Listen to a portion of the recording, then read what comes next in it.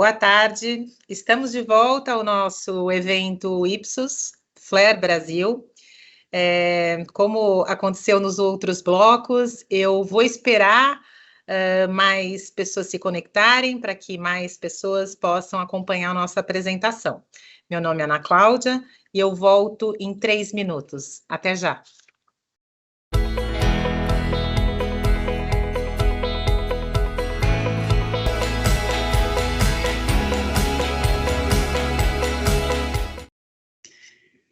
Boa tarde, aqui quem fala é a Ana Cláudia, Ana Malamude, de Ipsos UU, que é a área dedicada às pesquisas qualitativas da Ipsos.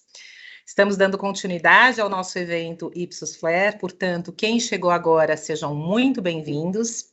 Nós vamos falar agora do terceiro módulo, lembrando que nós tivemos dois módulos pela manhã, com 2 grandes temas. O primeiro módulo, que a gente abordou as macro tendências globais e locais. Um segundo módulo, que nós falamos das mudanças de comportamento, consumo e a digitalização, aceleração de digitalização.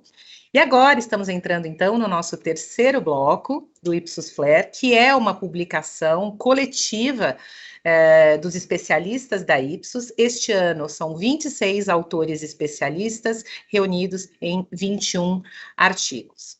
O nosso terceiro bloco agora, ele aborda a questão da diversidade, sustentabilidade e o protagonismo das marcas. Nós temos, da mesma forma que tivemos nos blocos anteriores, convidados especiais e apresentações dos especialistas Ipsos. Eu apresento, então, para vocês os nossos especialistas que vão fazer a apresentação. Temos aqui Priscila Branco, que é a nossa gerente de Public Affairs, o Márcio Aguiar, que é o gerente de UU, que eu tenho o prazer de ter em minha equipe. Depois, nós seguiremos com o nosso painel, com os nossos convidados, Ana Laura Sivieri, que é Corporate Marketing and Communication Director na Braskem. Seja muito bem-vinda, Ana Laura. E Denis Caldeira, que é conselheiro e investidor, ex-Google, ex-Facebook. Muito felizes de tê-los aqui. Esse painel vai ser liderado com a moderação do André Galhano, que é nosso Head de Strategy Tree na Ipsos. Vamos lá, Márcio e Priscila. Obrigado, Ana. Obrigado.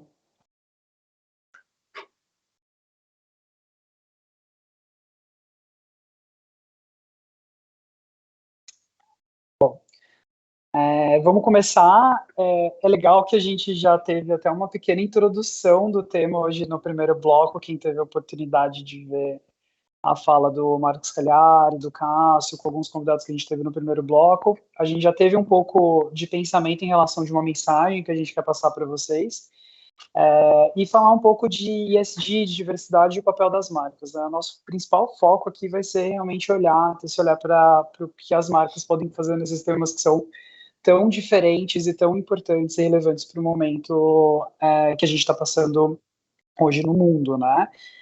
Porque pode passar para mim.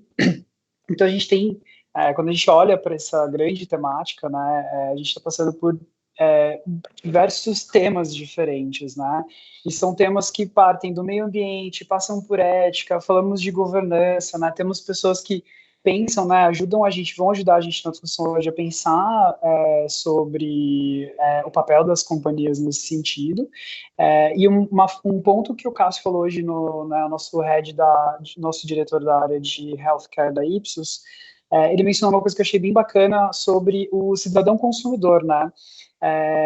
Essa visão que a gente tem abordado cada vez mais nas nossas discussões com os nossos clientes, que a gente tem visto acontecer na prática, ela é muito importante, ela vai ser o fio condutor de quando a gente parar para pensar, tanto em meio ambiente, né, quando a gente começar aqui a discutir um pouco de meio ambiente, quanto pensar também na questão da diferença, né, questão de diversidade, questão de inclusão. Então, é claro que quando a gente pensa em ESG, a gente é levado principalmente em impacto, investimento, esforços de marca, esforços de governança, mas, né, dando um passo anterior, a gente precisa falar também de demanda, né? O Brasil, ele tem essa visão, a gente tem esse dado aqui nosso, que é do Ipsos Global Trend Series, E esse é um dado super recente de novembro, onde a gente consegue enxergar grande sensibilidade brasileira em relação a temas socioambientais, né? Então a gente olha, por exemplo, mais de 90% das pessoas acreditam no Brasil que a gente está caminhando para um desastre ambiental, né? Se a gente não vê as mudanças, muita gente, 90% das pessoas acreditam que essa diferença de renda e riqueza ela é bastante ruim para a sociedade como um todo, e quase 90% acredita que o racismo é algo muito presente no Brasil. Eu sei que parece que não é novidade para ninguém que está aqui, né? São temas que a gente sente muitas vezes na pele, mas nas decisões que a gente toma no dia a dia, como gerentes, né, de marca, como responsáveis por insights, como pessoas que trabalham com grandes companhias, né, grandes, pequenas, médias companhias, esse é um assunto que tem cada vez mais surgido como uma demanda do próprio cidadão, né? Se a gente olha também por um outro lado, né, para as pessoas que tomam decisão, pode passar, Pri. A gente tem esse dado aqui que é o nosso dado do Reputation desculpa, Reputation Council da Ipsos, e a gente tem aqui um lado, né, os grandes números, né, de concordância, de como diversidade, ESG, né, e sustentabilidade são extremamente importantes para a tomada de decisão, e sabem que o público espera que as companhias tomem alguma ação em relação a isso, mas tem os senões, né? Quando a gente olha para o MAS, tem muito receio, muito medo ainda, muita incerteza sobre como que essas ações de diversidade e inclusão podem ser aplicadas da maneira correta, e também não tem tanta certeza quanto essa demanda de responsabilidade e transparência, a desconfiança das grandes organizações, dos grandes poderes. Olhando para outro prisma, né? Pode passar, Pri. 70% das pessoas do Brasil concorda que os líderes têm uma responsabilidade de se posicionar em relação aos problemas sociais e políticos. Muito do que já foi discutido de manhã, né? Então, o momento de tomar um posicionamento é um momento agora, né? É um momento onde as pessoas elas estão pedindo com que esse vácuo, talvez, esse espaço deixado por poderes, por líderes, seja também tomado aí, né, tem um espaço para que as empresas ajam de forma mais protagonista nessa discussão. E é importante, né, salientar a questão da discussão, porque é uma conversa, né, onde a gente está aqui disposto a escutar o nosso cidadão consumidor e tomar algum tipo de ação. Temos alguns exemplos, né? Então, por exemplo, temos a Trajano do Magazine Luiza, a gente tem Elon Musk, a gente tem o Jeff Bezos, que são CEOs, que são populares e que são basicamente celebridades, né? Todo mundo sabe quem que é esse dono, né? A gente vem de uma época que a gente sabia alguns donos de empresas, e isso é cada vez mais comum, você ver com que as pessoas até sigam esses grandes representantes de grandes companhias globais nas redes sociais e que absorvam esse conteúdo e essa opinião que parte desse lado, né? E é inevitável que a gente veja isso transparecendo nas ações das empresas, né? Pode passar, Pri, por favor. E aí, como que a gente enxerga isso, né? Nessa corda bamba, onde como eu me posiciono, das incertezas, vou ser cancelado, quais são as prioridades, a gente vê ações de diversos tipos, né? Então, a gente vê empresas que estão apoiando causas sobre diversidade, sobre sustentabilidade, existe quase que um sentimento de que esse é um caminho sim em volta, mas por outro lado a gente vê alguns casos de exemplos onde o posicionamento talvez não tenha sido tão feliz, né? E uma coisa que a gente quer trazer muito para vocês, isso está bastante presente naquilo que a gente ouviu já na fala de alguns dos nossos principais palestrantes hoje, é a questão da coragem, né? Falar sobre diversidade, falar sobre sustentabilidade, e não só falar, mas também ter um momento de pensar sobre essa temática demanda bastante coragem, demanda bastante vontade, porque são ações que muitas vezes não vão ser de um retorno tão rápido, tão simples. Muitas vezes a gente mesmo começa a construir isso dentro da companhia que a gente está e a gente nem vê isso acontecer, os frutos, né, desses esforços, mas ele precisa acontecer, né? É uma conversa antiga, eu e a Pri, a gente falou bastante disso, né, nas nossas discussões. É uma conversa que já tem décadas e hoje a gente está vendo ela realmente tomar uma proporção que ela realmente deveria tomar, né? E por isso que é tão importante que as marcas sejam protagonistas dessa conversa nesse momento que é tão especial para falar disso. E aí, por fim, antes de passar para a Pri, um ponto que é importante, eu vi uma entrevista esses dias do Harari, né, que escreveu o Homo Sapiens, o Homo Deus, falando de como ele tem percebido as empresas deixando de buscar economistas para dar opinião sobre determinadas tomadas de decisão e passando a buscar filósofos, psicólogos, pessoas que vão colocar aquilo que a gente precisa tomar como decisão de forma ética para o futuro, e colocar isso no divã, né? Então, esse é um ponto bem importante para considerar isso quando a gente vai tomar decisões e estratégias em relação à sustentabilidade e diversidade. Obrigada, Mar. Eu sigo por aqui, então, eu queria só fazer uma recapitulação do que a gente viu, do que a gente falou até agora. Então, a gente mostrou dados massivos em relação à opinião pública sobre temas urgentes, né? Então, qual que é o estado da opinião pública? O que os brasileiros estão pensando em relação a todos esses temas que envolvem cada uma das letras do ESG, né? Do environmental, do social, do governance.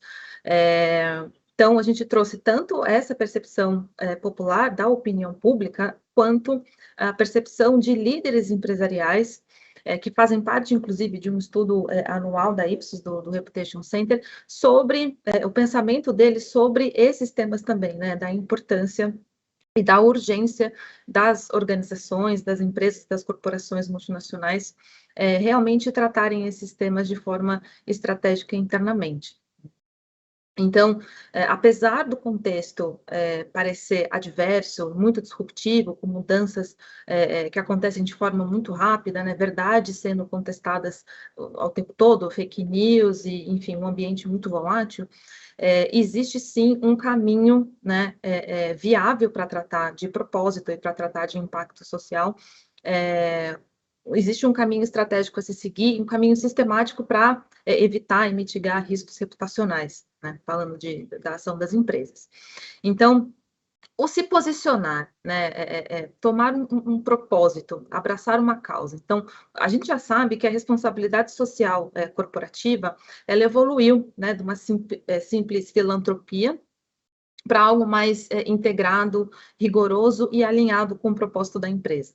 Não que práticas filantrópicas sejam ruins, nada disso, mas o trabalho do propósito dentro de uma empresa ou das empresas evoluíram, né? E hoje, o próximo passo, além da missão e da seriedade de se buscar um propósito verdadeiro e autêntico, o próximo passo é demonstrar impacto positivo na sociedade, né? Ou seja, como é que eu mudo realidades? Como é que eu impacto pessoas reais, meio ambiente ou comunidades que estão atreladas à minha empresa, seja internamente, por exemplo, como stakeholders internos, como os colaboradores, que têm ganhado cada vez mais importância com o passar dos anos, quanto stakeholders externos também, né? Desde os stakeholders de elite, que a gente chama, quanto aqueles envolvidos em comunidades nos quais as empresas estão instaladas. Então,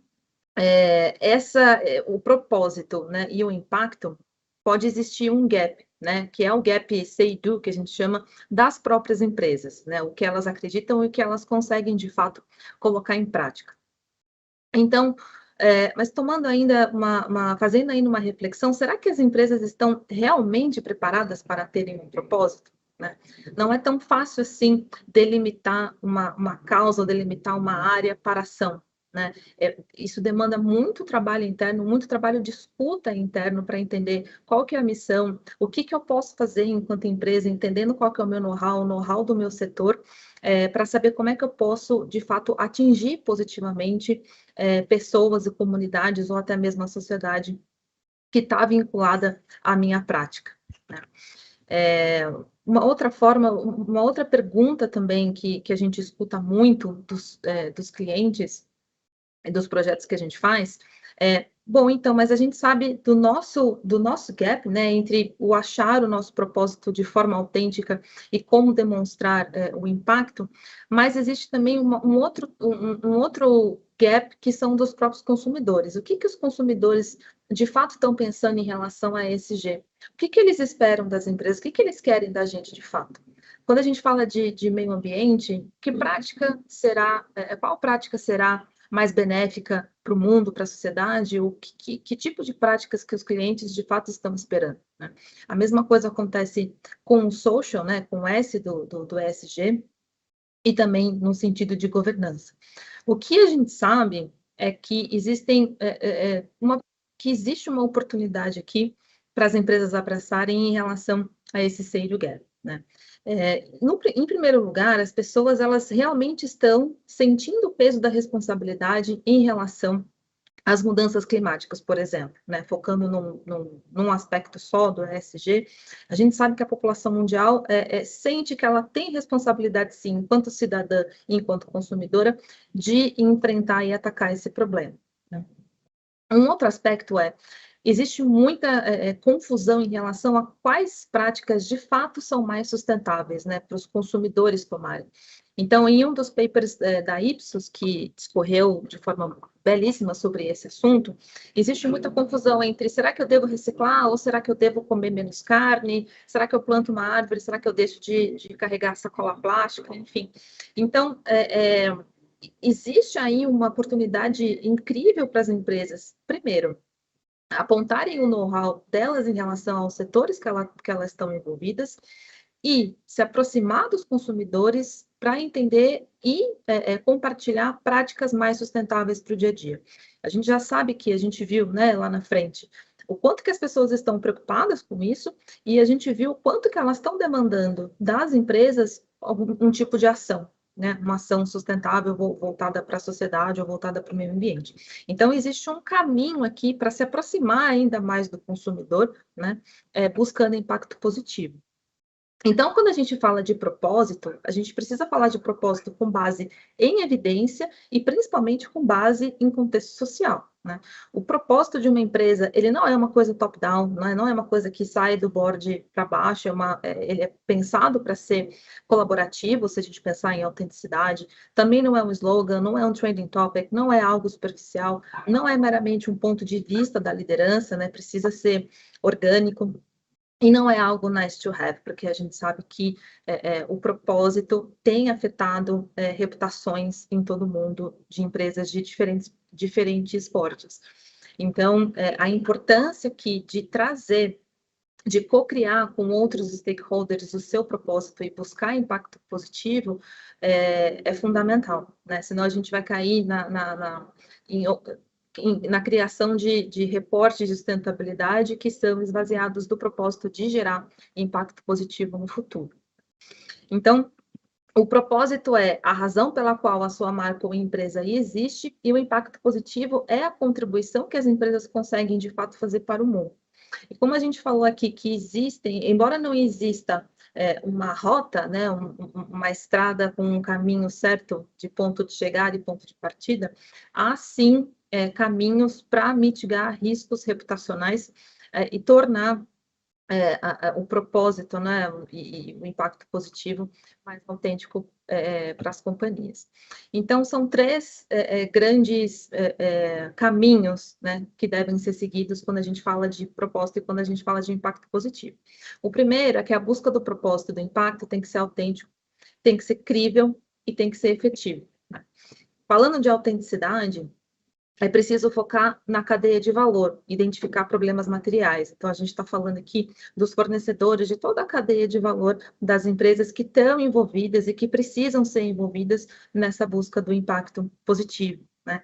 É preciso alinhar o propósito com a sua missão de marca, né? Buscar, de fato, autenticidade nesse sentido, para não ser um propósito desconexo e mais factível de críticas, por exemplo, né? Utilizar o know-how da sua empresa, do seu setor, especialmente, para impulsionar mudanças reais. Ou seja, mexer com métricas que de fato possam impactar a vida de pessoas ou vida meio ambiente, enfim, de lugares. É muito importante co-criar esses caminhos do impacto e do propósito com parceiros e stakeholders.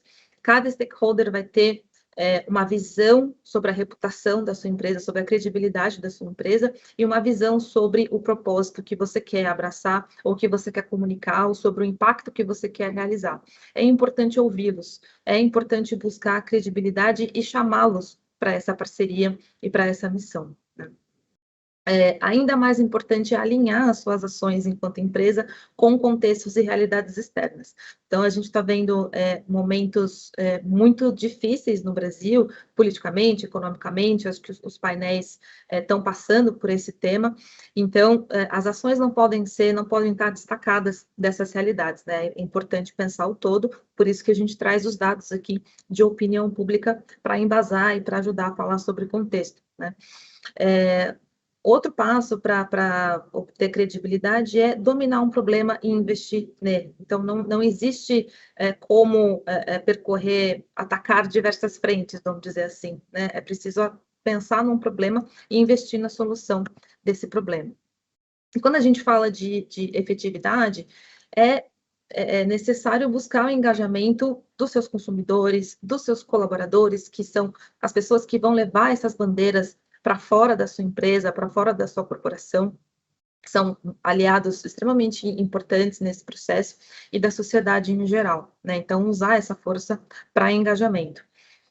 Impulsionar modelos de negócio sustentável. Então, usar o poder e a força das empresas para também impulsionar modelos fora dela, né? Atingindo a cadeia de valor que a gente falou ali no começo sobre a autenticidade.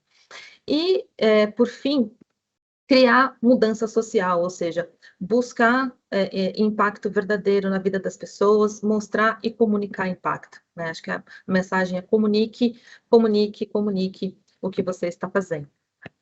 Então, posicionar-se e buscar impacto positivo requer, acima de tudo, estratégia, né? E esse foi só um pedaço da estratégia que a gente passou aqui para vocês em relação a propósito e impacto positivo. Então, em relação a como se posicionar nos temas, a gente sabe que a empresa nem sempre vai conseguir manter a base de clientes, são temas às vezes difíceis de lidar, mas a gente entende que a empresa não pode deixar de se posicionar, né? A falta de posicionamento também gera, no final das contas, um risco reputacional.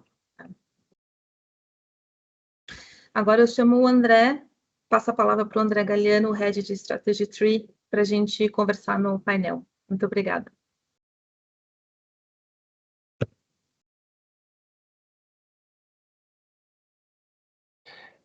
Com certeza um conteúdo muito rico, né, e que eu quero trazer aqui para discussão com você, Ana Laura, e com você, Denis, também.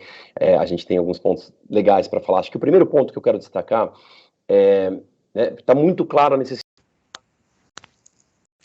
porque eles estão cada vez cobrando mais, as empresas, etc., né? A leitura que eu tirei é que a gente está saindo de uma cobrança que antes era client-centric só, e que por si só já é importante, já é difícil.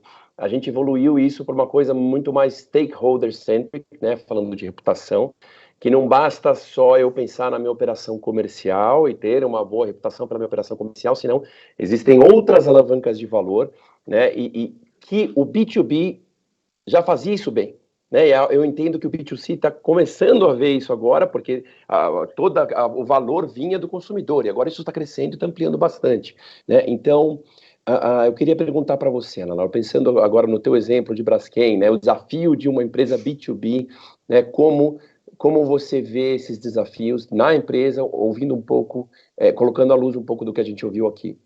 Tá. Oi, pessoal, boa tarde. É um prazer enorme estar aqui com vocês. Muito obrigada pelo convite, André.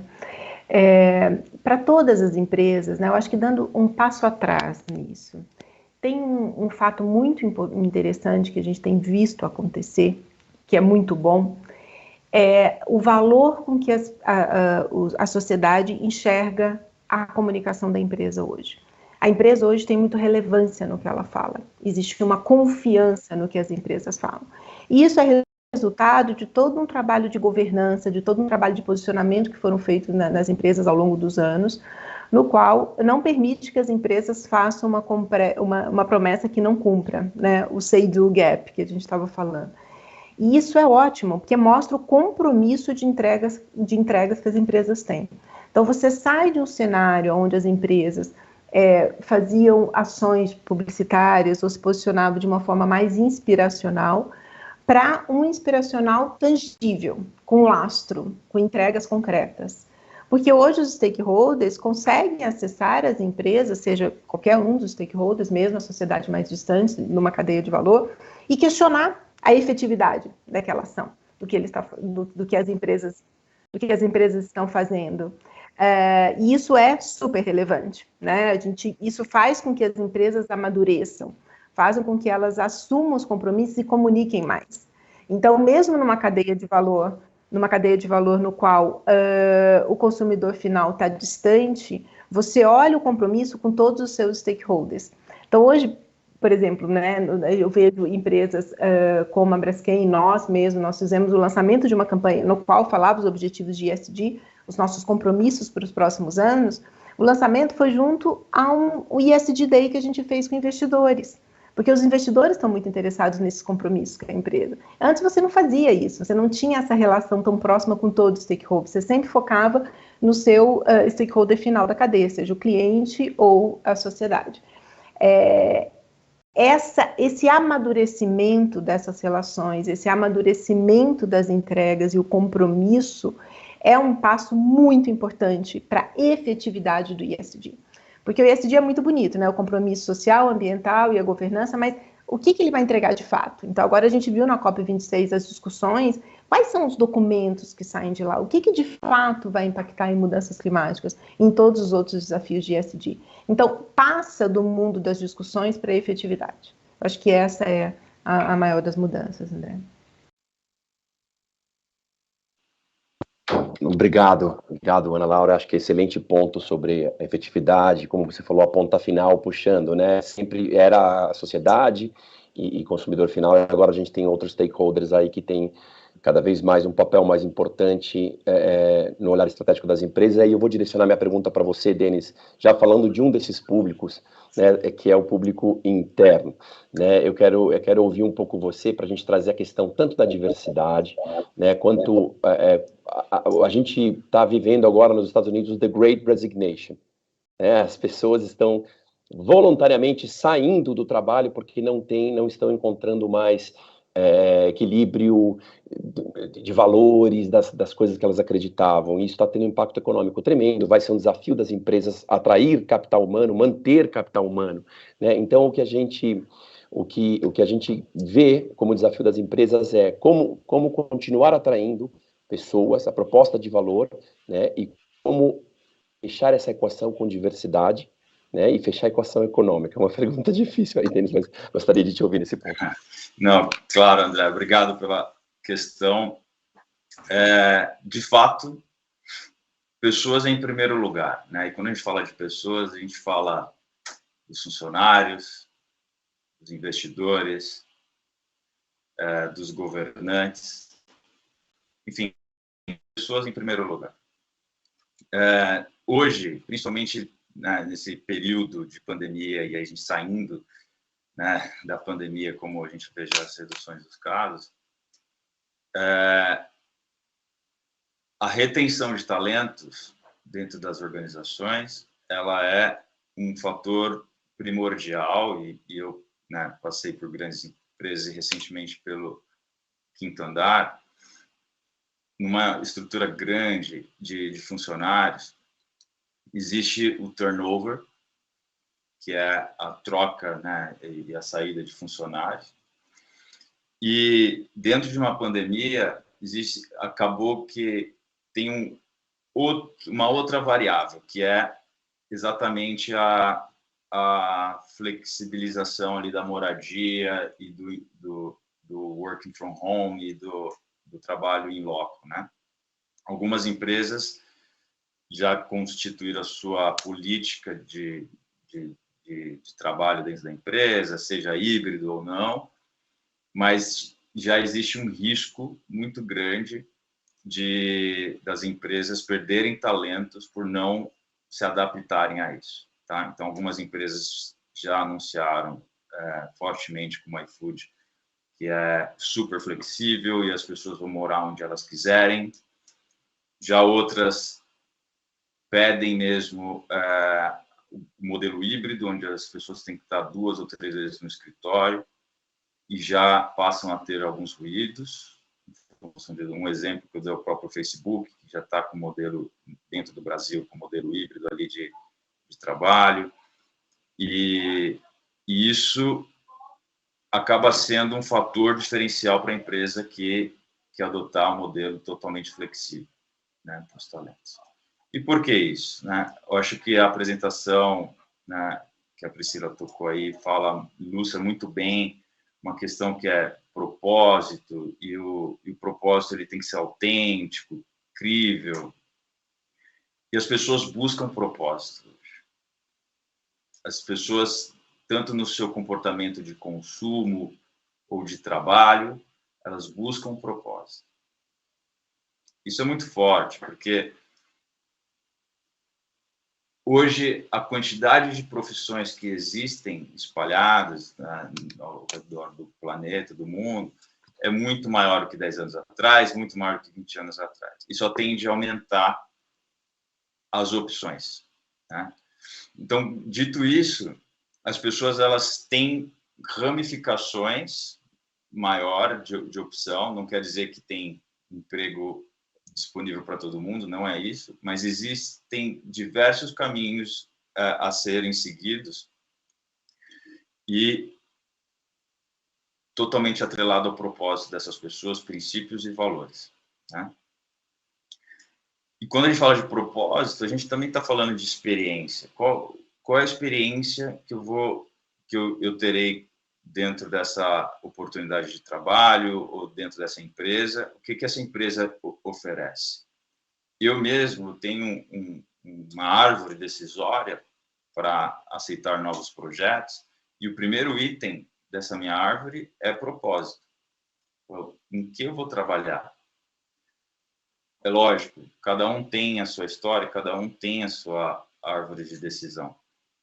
No meu atual momento, eu posso escolher propósito como primeiro ponto, né? O segundo ponto, por exemplo, dessa minha árvore é autonomia, né? Eu trabalhar, a experiência que eu tenho trabalhando com alta autonomia é onde eu entrego mais impacto. Mas o propósito, ele é um grande guarda-chuva, que norteiam não só as empresas, mas como as pessoas também. E aí, quando a gente traz para a diversidade, as pessoas acabam incluindo diversidade dentro dos seus propósitos. Elas veem, elas percebem. Por que isso? Existe aquela pirâmide de Maslow, né? Então, a pirâmide de Maslow, lá no topo da pirâmide, a gente tem a autorrealização. E na base da pirâmide, a gente tem as necessidades básicas, né, fisiológicas. Mas para a gente subir essa pirâmide e ter autorrealização, a gente passa por pertencimento. E é interessante isso, porque fazer gestão de um time de pessoas, a gente tem que passar por esse lado mais humano, de entender, será que eu estou oferecendo, eu como líder, eu estou oferecendo para minha equipe, para minha organização, um ambiente de pertencimento? Porque o pertencimento em si é uma variável altamente correlacionada à motivação. Se você não se sente pertencido àquele grupo, e sentir pertencido é também sentir útil, né? Eu estou entregando alguma coisa ali. Então, as empresas elas têm que olhar muito para essa visão de experiência ali de pessoas, como eu disse no início, olhar para people, para pessoas. Qual é a experiência que a gente está entregando? Qual é o propósito? e se esse propósito está conectado a princípios e valores dessas pessoas, porque elas precisam serem motivadas, porque isso é o fundamental para que qualquer organização crie valor para a sociedade, para os seus acionistas, entregue valor, né? Então, acho que é uma pergunta bem longa, né, André? Mas eu vou ser breve aqui para finalizar. Existem, eu acho que o caminho, economicamente, a gente está seguindo esse caminho que visa um pouco mais trazer as pessoas economicamente ativas dentro das empresas. Por que eu falo economicamente ativo? Porque hoje, né, quando a gente pega alguns grupos de afinidades, como de raça, a gente sabe que 56% da população, pelo Instituto de Pesquisa Brasileiro Nacional, são negros ou pretos, né? Ou pardos, dito negros, segundo o IBGE, são pretos e pardos. Então, 56% da população são de negros. Só que dentro das organizações não acontece isso, né? Então, quando a gente fala de pessoas economicamente ativas, aquelas dispostas e preparadas ou prontas para trabalhar, isso não se reflete dentro das organizações, e a tendência e a gente vê isso na economia, e essa tendência muito mais de ações de diversidade e inclusão, que é um começo, não falta muito ainda, mas já existe esse caminho, e esse caminho é só de produtividade, de trazer, né, como eu falei, trazendo as pessoas motivadas, pertencidas, todo mundo ganha, todo o ecossistema ganha. Então, econômica também, né, Denise? Acho que isso leva para a minha próxima pergunta, que é bem prática, né? Pensando do ponto... A gente falou aqui dos desafios de refletir dentro das empresas o que é a diversidade da população, a gente falou dos desafios, né? A Priscila colocou muito bem da população exigindo algo que antes era diferencial e hoje virou mínimo para operar, né? Isso daí é mínimo para operar, que a gente tem diversidade, as questões de respeito ao meio ambiente, etc. Eu quero perguntar para você, Ana Laura, a pergunta que a gente tem com os nossos financeiros ou com os nossos heads, né? Então, o discurso, ele é evidente, está claro, temos evidências fortes de que esse é o caminho. Agora, como justificar investimentos em ESG, por exemplo, ou em contratação e ter mais representatividade e diversidade, quando não conseguimos ter a medida de curto prazo, quando ainda somos cobrados por quanto plástico eu vendi, ou por quantos refrigerantes eu vendi, ou por quantos, né, como equilibrar curto prazo e longo prazo, e se você puder contar um pouquinho de como você tem enfrentado esse desafio interno de convencimento, né, já do real, do dólar, onde eu coloco o dinheiro e como eu consigo justificar esse dinheiro dentro das empresas. Tá. Eu acho que um ponto super importante, André, é o seguinte, para além das vendas, para além do produto, da prateleira, da gôndola, você tem uma questão de construção, de entrega de propósito da empresa e de reputação. E que, no passado, o termômetro de medida era sempre muito gôndola, sempre vendas. Hoje, ele tem um equilíbrio entre o tangível e o intangível. Então, o que você está construindo de intangível para a marca? O valor do intangível, que tem crescido muito ao longo dos anos. E esse intangível é construído através da reputação. E eu costumo dizer que reputação é um filme.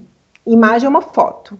Reputação é um filme. É uma sequência de entregas que você faz e de contatos que você tem com aquele stakeholder, na qual você constrói aquela reputação junto a ele. E para isso, você tem que ter um conjunto de ações e de consistência. Não pode ser uma ação única, não pode ser pontual, ela tem que ser crível, mensurável e contínua. Então, como que eu entrego isso para a sociedade ou para os meus stakeholders no geral, não só a sociedade? Como que eu entrego isso e mostro que é verdadeiro? Então, começar com o propósito é muito importante. Porque, da mesma forma que o Denis colocou, né, o propósito de cada um como ser humano, a empresa tem que ter um propósito e esse propósito tem que ser vivido por todos. Aqui na Braskem, a gente desenvolveu o nosso propósito em 2013. Nós passamos 2014 inteiro só divulgando o propósito internamente, para todos os integrantes em todos os países, para vivenciar. A gente fez vivências físicas com os integrantes para vivenciar aquele propósito, que é uma frase, mas para internalizar, para eles sentirem, para eles saberem que aquilo, e que era compatível com o propósito de vida deles, porque é um propósito inspirador, promissor, de entregas concretas, que impacta positivamente a vida das pessoas. Então, os integrantes se identificaram com aquele propósito. Só em 2015 que a gente levou a público. Depois que todo mundo já tinha internalizado, já fazia parte das pessoas. Então, ele se torna verdadeiro. E a gente ativa ele constantemente, porque sempre tem novas pessoas chegando, sempre tem, né, o amadurecimento dessa evolução. Como que mensura isso, André? Você começa a mensurar essas entregas, né? Você começa a mensurar o quanto a sua marca, o seu posicionamento está reconhecido com os seus valores. Então, se você tem um pilar, por exemplo, igual nós temos de uma empresa humana, de sermos uma empresa humana, de acreditar no potencial das pessoas, como é que eu meço isso ao longo do tempo? Quais são as ações que eu faço, quais são as interlocuções que eu tenho com diversos stakeholders e que eu meço? Meço através de pesquisas de reputação, de pesquisa de satisfação com os clientes, ou de trabalhos mais profundos, como nós já até desenvolvemos com a Ipsos, de entender o valor que cada uma daquelas ações tem. De chegar até no valuation daquelas ações, o quanto o esforço que a gente fez teve de retorno para a empresa, financeiro e de percepção de marca, o quanto eu consegui construir essa percepção de fato. Então é um conjunto de ações, mas hoje, falando de novo, uma coisa é estratégia de vendas, né? O quanto eu vou crescer o meu faturamento como empresa. Outra coisa é cuidar desse valor do intangível. Só que o valor do intangível, de novo, lastreado em entregas concretas, em metas claras, tangíveis. Então, né, a maioria das empresas hoje tem anunciado seus compromissos de longo prazo. Quais são esses compromissos? Mas, muito importante, quais são as ações que você está fazendo para atingir esses compromissos? E se elas são efetivas de fato. Excelente. Se eu puder adicionar, André, eu acho que existe, dentro do propósito, né, existe uma pressão social também, que leva as empresas a seguirem alguns focos de investimento, né? A própria questão de diversidade, a gente tem alguns casos aí, alguns cases do passado recente, o próprio Nubank, e aí existe essa pressão social da empresa fazer um investimento, um aporte dentro de determinada área em função disso, né? E que está totalmente ligado ao propósito, novamente, porque o consumidor ele não compra apenas o produto, ele está comprando também uma experiência e está comprando propósito ali atrás também, né? Então, hoje, os serviços e mercadorias se transformam em commodity muito rapidamente, né? Porque existe muita opção. A tecnologia avançou e avança em velocidade exponencial, então o que era altamente tecnológico hoje acaba virando commodity e o diferencial está aonde? Na experiência que você proporciona ao consumidor final. E essa experiência também está atrelada ao propósito. Então, só para exemplificar, antigamente a gente tinha as 3 opções de café em pó no mercado. Vamos falar de 20 anos atrás. As 3 opções de café. Você comprava era o que tinha. Você nem pensava em propósito ou experiência. Hoje, você tem tanta opção, tanto conhecimento difundido sobre café, sobre meia torra, torra completa, ou um propósito que está por trás, é um café orgânico, ou é um café que incentiva o local, dos pequenos produtores. Não, eu quero tomar esse café porque ajuda a comunidade local. Então, existe um propósito por trás e eu faço essa escolha na compra de uma commodity em função de uma experiência, um propósito que estão atrelados aos meus valores e princípios. Então, existe essa pressão social também, e a gente vê essas empresas, às vezes, muito contra a vontade, assumindo posições, né? Vou dar um outro exemplo rapidamente, só para fechar essa questão, que é eu visitando um shopping em São Paulo, uma loja de luxo, de alto valor ali agregado, e na vitrine fotos de modelos negros. Então, isso tem surgido mais. E aí, eu olho para dentro da loja e não tem nenhum funcionário negro, né? Então, existe essa disfunção, né? Essa divergência aí cognitiva. Poxa, tem um monte de modelo negro na fachada, mas lá dentro não tem nenhum funcionário negro. O que é isso, né? Eu costumo dizer que é fake it until you make it, né? Então, que é uma postura em função de uma pressão social, mas que leva a algum lugar, tá? Porque é um começo. E eu digo assim, é melhor você fingir do que não fazer nada. Alguma coisa está sendo feita.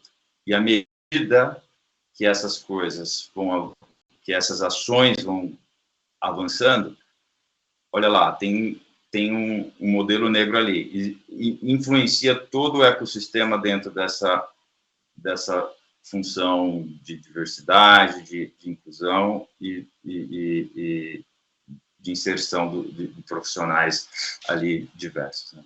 Essa, inclusive, é uma pergunta, Denis, que fizeram aqui, exatamente desse ponto sobre a neutralidade, né, de algumas empresas, porque você falou, né, o fake it until you make it, algumas se posicionam. Eu quero direcionar isso para você, Priscila, um pouco pegando os dados que a gente tem, né. Então, o risco das empresas que não se posicionam, porque se posicionar também é arriscado, né? Você acabou de mostrar ali que, em alguns casos, quando você se posiciona, tem um backlash, tem um efeito negativo, mas e as que não se posicionam, as que são neutras? Quais os riscos que a gente vê nesses casos? Existe um risco reputacional também em não se posicionar, né? A gente mostrou aqui, por que a gente traz dado de contexto de opinião pública e dado das falas dos líderes empresariais, e como a gente percebe que as opiniões até convergem, né, das urgências e sobre os temas urgentes que a gente vem apresentando aqui, como diversidade, meio ambiente, até governança. Não dá para esquecer o quanto que a agenda da ética e da transparência também é muito forte no Brasil, né? E isso é uma cobrança em relação às empresas também, de forma geral, a outra sigla, né, do ESG. Então, as empresas, elas vão ter que se posicionar, elas são cobradas pelos consumidores, se não for pelos consumidores, pelos outros agentes que estão ali conectados na cadeia e fazem parte dessa cadeia, né? O que a gente sempre fala é que o se posicionar precisa ser feito com estratégia, né? Então, você precisa saber quem são os seus stakeholders, o que cada um pensa em relação à sua empresa, quais são as expectativas, qual que é o contexto social que a sua empresa está inserida e qual que é o contexto também desses stakeholders, né? Então, olhar a situação econômica, social, política, enfim, de um país, ou de uma cidade, por exemplo, onde você tem uma fábrica, onde você tem uma operação, para você realizar algum tipo de ação de impacto social ou até mesmo de propósito numa localidade, você tem que estar afinado e mostrar empatia com os diversos contextos sociais. Então, eu acho que o receio de se posicionar, ele é fundamentado muitas vezes no medo de errar, no medo de ferir alguém ou deixar de falar alguma coisa importante ou então errar o tom, né? Mas existem meios para mitigar esse risco reputacional e, enfim, traçar o propósito de forma autêntica, né, sem tanto risco. Excelente, Priscila. Eu volto para você, Ana Laura, com esse ponto que a Priscila comentou, né? Há empresas que têm propósitos muito claros e, por conta disso, até o processo interno de tomada de decisão, né, de como se posicionar, ele acontece de maneira até mais fácil, né? E eu acho que a Braskem tem um propósito muito claro. A minha pergunta é como a gente pode levar para a alta gestão essa discussão de maneira a auxiliá-los a ter menos medo na tomada de decisão, porque, como a gente acabou de falar, assim, corre um risco. Eu tomar uma decisão, me posicionar em diversidade, me posicionar em inclusão, posso estar correndo eventualmente um risco, né? Então, que elementos a gente tem hoje para levar para a alta gestão, para eles tomarem essa... Você já comentou do valor do intangível, né? De olhar isso, o impacto que tem no longo prazo. Existe algum outro elemento na discussão, né, para a gente justificar investimentos em diversidade e inclusão? Assim, André, o primeiro ponto é, o propósito tem que nascer na alta liderança. O propósito não é uma coisa que é apresentado pela área, por exemplo, de marketing, a alta liderança aceita, não. A construção foi em conjunto com eles o tempo todo. Na verdade, nasceu do presidente e dos vice-presidentes à época. Então, isso tem que estar imbuído no trabalho deles. Em todas as decisões, eles têm que olhar, isso é o propósito da Braskem, é o que a gente está entregando de fato para a sociedade. E quando você olha, a questão de diversidade está ali. Ela é viva, ela é real, ela precisa ser exercitada, mas com um lastro na realidade que nós temos. Então, não adianta você prometer ou você se posicionar, né, como uma empresa fazendo além do que você realmente faz. Então, este compromisso, as empresas têm um compromisso de ajudar a sociedade a dar passos, né? Se você olha ao longo da história, a sociedade foi dando passos em diversas questões de diversidade, em relação às mulheres, por exemplo, né? Se as empresas não tivessem empregado mulheres, talvez as mulheres hoje ainda não tivessem o espaço na sociedade que possuem, que ainda tem um espaço grande a ser tomado. Mas se pensar, anos atrás, mulheres não trabalhavam em empresas. Então, a empresa tem um compromisso super grande de trazer a sociedade junto. Tem que ser verdadeiro. O passo não pode ser maior do que o fato. Então, eu vou dar um exemplo. Assim, há uns 3, 4 anos, me trouxeram um cartão de final de ano, uma proposta, né, com um perfil de uma negra Black Power, assim, como para apresentar. E a gente já tinha feito diversas ações, colocando imagens, obviamente, né, de todos os tipos de raça, gênero, orientação sexual. Mas eu olhei, eu falei, essa mensagem final, nós ainda não somos isso. Se Deus quiser, seremos um dia. Estamos trabalhando para ser. Mas há 4 anos eu olhava aquela imagem ainda não nos representava. Por mais que quiséssemos que representasse. Eu acho que daqui a um tempo a gente vai conseguir, com o aumento do número de negros que nós temos hoje na empresa comparado ao que tínhamos há 4 anos, com o maior número de representatividade na liderança, com atração de talentos muito mais forte olhando diversidade. Então, hoje nós estamos construindo, isso já tem a questão de diversidade na Braskem bem forte, já tem uns 6 anos. A gente vem construindo ao longo do tempo, não é do dia para a noite. Não é começar um projeto de diversidade e no mês seguinte eu já posso colocar em toda a minha comunicação totalmente diversa. Ela tem que, as pessoas olharem uma comunicação e entrar dentro do escritório da fábrica, ela tem que enxergar. Né? Nós patrocinamos a Seleção Brasileira de Paratletismo. Nós temos uma proximidade muito grande com PCDs.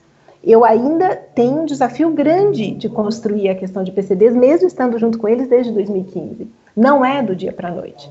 Então, esse laço, essa entrega concreta, e aí a alta liderança enxerga isso. Não ser um overpromise, não dar um passo maior. Tem que estar atrelado ao propósito e tem que ser verdadeiro aqui dentro. Excelente.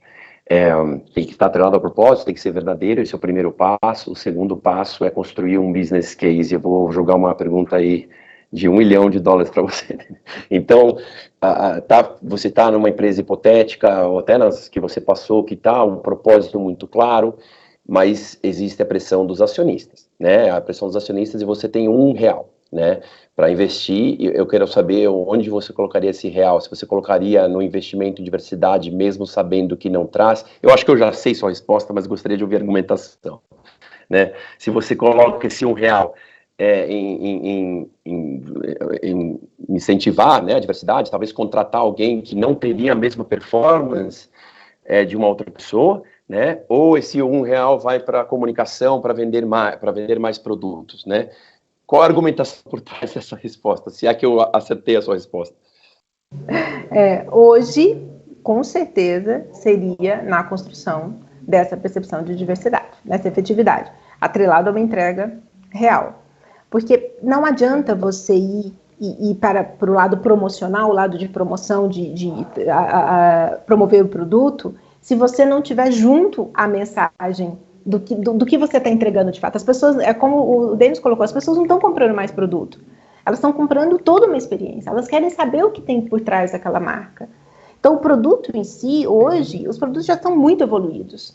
Né? As diferenças entre um produto e hoje é muito mais a forma que ele é produzido e o compromisso que ele tem com os stakeholders que ele faz do que o produto em si. As tecnologias estão muito de ponta, né? Obviamente existem produtos que são diferentes um do outro, mas na sua grande maioria. Você escolhe uma marca pela afinidade que você tem com ela, pelo que ela te representa, o que ela te entrega para além daquele produto. Então, com certeza, meu R$1, meus 2, meus centavos, o que fosse, seriam nessa construção da percepção do que é de fato feito dentro da empresa. Voltando agora para você, Denis, né, com todas as iniciativas que você tem feito, diversidade e inclusão, o obstáculo, eu gostaria de saber se o obstáculo continua sendo a conscientização da importância disso, ou se já estamos num estágio, como mostra aqui o estudo da Priscila, né, que está tão claro que as pessoas exigem, que não é, ou é realmente o obstáculo de investimento, de provar, poxa, para eu ter realmente ter uma cultura, né, diversificada e de inclusão, eu vou precisar investir nisso, eu vou precisar abrir mão de performance no curto prazo, como a gente acabou de falar com a Ana Laura. Qual você vê que é ainda o maior obstáculo para, de fato, ter isso na prática? Eu escrevi um artigo alguns meses atrás, está no LinkedIn, que se chama Mais um Artigo sobre Diversidade. E eu elenco 3 etapas ali para a gente avançar em diversidade e inclusão, André. A primeira é o exercício da empatia, saber ouvir. Estar disposto a ouvir, tá? O segundo é educação, se educar no tema, né? Conhecimento. Porque se você não está disposto a ouvir, a ter uma escuta ativa, a criar empatia, você também não vai estudar o tema. E o terceiro é a ação em si, tá? Por que eu estou falando isso? Porque eu ouvi aqui no começo da apresentação da Priscila, tinha ali alguns dados estatísticos, né? E 89% dos respondentes dizendo que o racismo é muito presente. E também um outro dado falando que, né, as pessoas veem os líderes que têm essa responsabilidade e as empresas têm que agir. Quando eu escuto isso, e isso é, eu acho, um padrão nosso como seres humanos, a gente sempre requisitar e ir em busca de ajuda a uma instituição, uma organização, é sempre o governo, é sempre o Estado, é sempre a empresa. E, de fato, né, existem grandes responsabilidades sobre as instituições, mas a gente não pode esquecer que quem está por trás das instituições são pessoas, são indivíduos, e é que eu quero separar. A grande diferença para a gente trazer impacto dentro e fora das organizações está no indivíduo, está em o que é que eu posso fazer para melhorar isso. E aí a gente entra em várias searas aqui, tá? Porque, primeiro existe algo que chama individualismo, e aí eu trago uma dicotomia, e aí até isso é dito no livro que chama White Fragility, né, a fragilidade branca, que fala sobre o individualismo. As pessoas em si, em geral, a gente gosta de dizer o quanto a gente foi competente para conseguir um emprego. Eu consegui, fui promovido, eu sou competente. Dificilmente a gente traz o que é que me trouxe a esse grupo de experiência para eu ser promovido. Como que eu cheguei até aqui? Será que foi sozinho mesmo? Será que eu não tive ajuda? Será que eu não tive um ambiente favorável? Será que eu não nasci numa família mais abastada? No próprio livro, a autora menciona o filho do Bill Gates. Se ele fosse abaixo da média, ainda assim ele teria muito mais chances e oportunidades de ser bem-sucedido do que a maioria das pessoas. Mesmo se ele fosse abaixo da média em questão de habilidades e performance. Porque ele está inserido ali dentro de um grupo que o favorece. Então, isso chama-se individualismo. Só que, ao mesmo tempo, eu falo que é uma dicotomia, porque quando a gente falha, ou quando as coisas não vão bem, a gente traz do termo econômico aí no inglês, the invisible hand of the market, a mão invisível do mercado, né? Existe sempre uma força maior que é responsável. E a gente, né, tem uma postura de, não, o governo tem que ir atrás, as empresas têm que ir atrás, né? Os líderes têm responsabilidade. Sim, sim e sim. Líderes têm responsabilidade, as empresas têm que agir, mas o indivíduo tem que agir também. O indivíduo é o que move, somos nós aqui, cada pessoa, cada ser humano. Então, primeira etapa para trazer impacto é criar empatia e ouvir. Falar, eu venho de um outro grupo de experiência, eu tive uma vida diferente do que das outras pessoas. Eu tenho que estar aberto a me colocar nos sapatos da outra pessoa para entender um pouco quais são as dores dessa pessoa, né? Então, a exemplo, se a gente anda por um escritório e tem um tapete ali numa sala e esse tapete está dobrado, e eu escutei isso de uma pessoa de um PCD, um tapete dobrado ali é um obstáculo muito grande para o PCD. E a gente passa a batida. A gente sequer pensa em se colocar, porque a gente simplesmente não sabe. E aí é onde eu entro na segunda etapa, que é educar-se. Como que a gente se educa? E aqui é um exemplo disso. Todos os participantes e ouvintes aqui já estão nessa segunda etapa, pelo simples fato de estar aqui dentro, participando desse debate, desse painel, que é como é que eu adquiro um pouco mais de conhecimento para eu fazer melhor, né? Então, primeiro é criar essa conexão, estar aberto, ouvir. Segundo é aprender, educar. Porque mesmo, e veja que eu entrei muito mais focado nessa causa de diversidade e inclusão há 5 anos atrás. Antes disso, eu não sabia nada, hoje eu sei muito pouco ainda. Estou muito aberto a aprender, mesmo dentro do meu grupo de afinidade de negro, por exemplo, né? Mesmo dentro do meu grupo, eu estou sempre aprendendo. Então, todos devem engajar, porque nós vivemos em sociedade. Não adianta a gente querer fazer o bem só por nosso lado, se o outro lado não estiver, isso impacta a gente indiretamente, direto ou indiretamente. Então, viver em sociedade é isso. Então, segundo passo é educar. O terceiro passo é já ir para a ação. A partir do momento que você tem conhecimento, você pode agir. E quando eu falo isso, eu falo para todos, inclusive aliados das causas de diversidade, né? Os aliados têm uma importância e um poder muito grande de mudança. Não adianta, de novo, a gente esperar, o grupo de LGBTQ+, está resolvendo isso dentro da empresa. Não, eu faço parte disso, não é? E eu, ora como um contribuidor individual, ora como um líder, né? A Ana tocou num ponto importante aí sobre a alta liderança.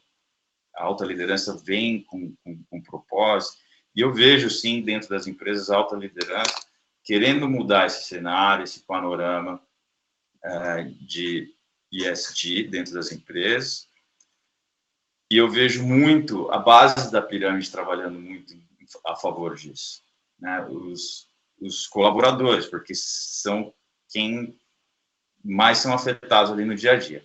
Agora, o meio da pirâmide, que é a liderança média, os gerentes médios, eles têm a maior responsabilidade na mudança, de mover a agulha. Por que eu falo isso? Porque a maior quantidade de vagas, por exemplo, aberta dentro de uma empresa, são contratadas por esses profissionais, por esses gestores. Esses gestores contratantes é a maior parte dentro de uma organização, de uma empresa. Minha última função trabalhando em empresa foi de vice-presidente de vendas. Eu tinha uma organização de 1.500 pessoas, entre terceiros e internos. Eu não vou entrevistei 1.500 pessoas, não é? Então, quem entrevistou, quem contratou, foram os gerentes no meio da pirâmide da minha organização. Então, eles têm a maior responsabilidade. Só que, para mudar o jogo em diversidade e inclusão ali, eles têm que ter um respaldo. E aí, a mesma pergunta que você fez, André, se você tem R$1, onde você vai colocar? Existe uma pressão dentro da empresa de entrega, você tem que ter velocidade, tem que ter rapidez. Quando eu falo de dar o respaldo para essa liderança média, é o quê?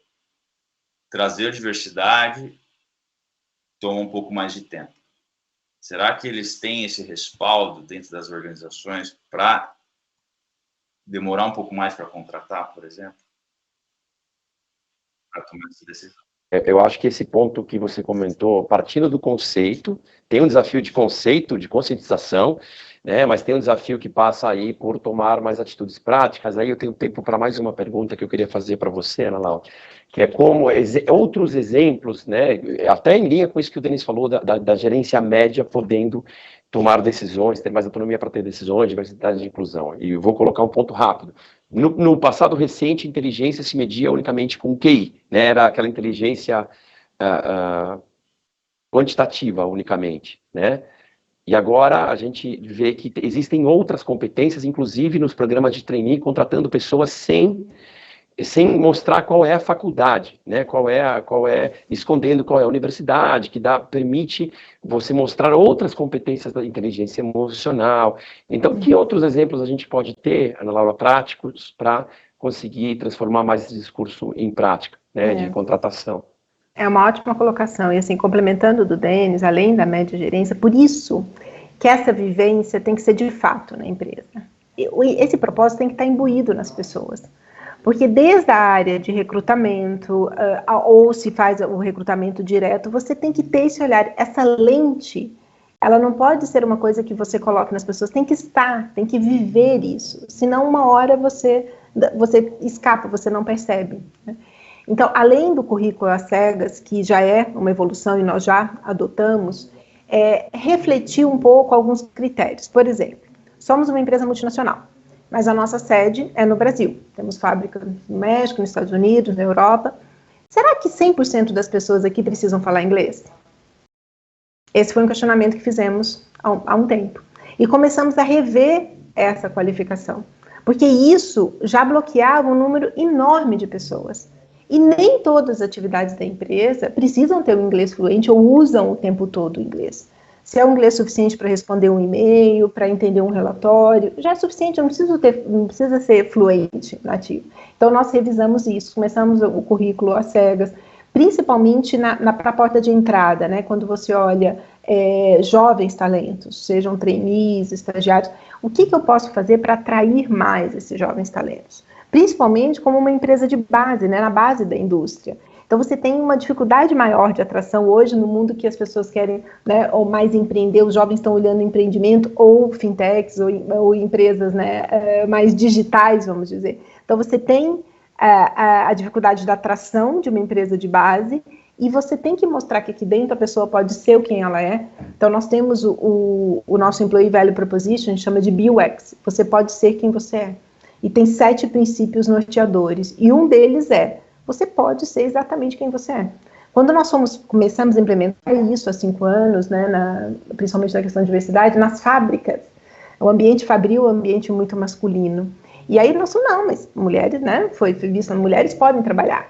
O banheiro feminino ficava, em algumas fábricas, a 800, 900 metros da sala de controle. Porque a sala de controle era basicamente masculina. Então foram construídos banheiros, vimos uniformes, por exemplo, se a mulher estava grávida, o uniforme ficava horrível, porque era um uniforme quadrado.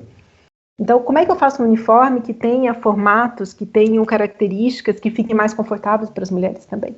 Então, são detalhes, não é só você tomar atitude, não, está aberto para a mulher, mas como é que eu me sinto naquele lugar? Aqui nos escritórios, na porta dos banheiros está escrito, você usa o banheiro de acordo com o gênero que você melhor se identifica. Tem o banheiro, né, identificado como banheiro feminino e masculino, mas se você se identifica do gênero feminino, você usa esse banheiro. Se você se identifica do gênero masculino, você usa o outro. E assim, como que você faz o ambiente mudar? Não é só a causa. Então você tem que efetivamente olhar para o todo, desde a contratação, da efetividade do que você está pedindo, do grau de qualificação daquela pessoa, até o ambiente ser propício e acolhedor para que ela realmente se sinta bem e performe tão bem quanto todos os outros que já estão aqui há muito tempo ou que acabaram de chegar. Então, a efetividade é na contratação e na vivência dentro. Muito bom. Acho que a gente viu bons exemplos práticos com a Ana Laura, viu conceitos muito fortes também, né, Denis, do que vocês vêm trabalhando, desse esforço, diversidade e inclusão. A gente acabou focando bastante a conversa aí no público interno, né, até pensando no momento de Covid, no momento do Great Resignation que eu falei, mas claramente isso tem impacto para todos os stakeholders, né, mesmo cuidado que a gente vai ter de atrair pessoas e reter pessoas, para atrair clientes, reter clientes e fornecedores e assim por diante. Eu acho que foi uma conversa riquíssima. Eu chamo novamente aqui a Ana Cláudia, por favor, para direcionar os próximos passos. Oi, Ana. Oi, estou de volta. Quero agradecer imensamente, André, pela moderação, Pri, pela participação também, pela apresentação, Márcio também, e os nossos convidados, Denis e Ana Laura. Foi um prazer enorme tê-los aqui. Eu acho que a gente tem vários questionamentos, muita coisa para fazer, né? Tá claro o poder de transformação, o potencial de transformação que as empresas podem fazer na nossa sociedade, as urgências climáticas, as pautas sociais tão urgentes, tá tudo aí, né? A pandemia, né, a gente já vinha falando em propósito há muito tempo, e a pandemia, de uma certa forma, conseguiu materializar, né, fez com que aterrissasse, né, escancarasse essa necessidade. Então, muito obrigada. A gente vai fazer um intervalo agora de 45 minutos, aproximadamente, sim, voltamos às 16 horas. O André vai continuar no networking virtual, para quem quiser participar, e então voltamos, aproveitem, quem quiser também tomar um cafezinho ou participar do networking virtual, a gente volta já para o painel que vai abordar eleições presidenciais em 2022 e o impacto da pandemia no cenário político-social. Até daqui a pouco.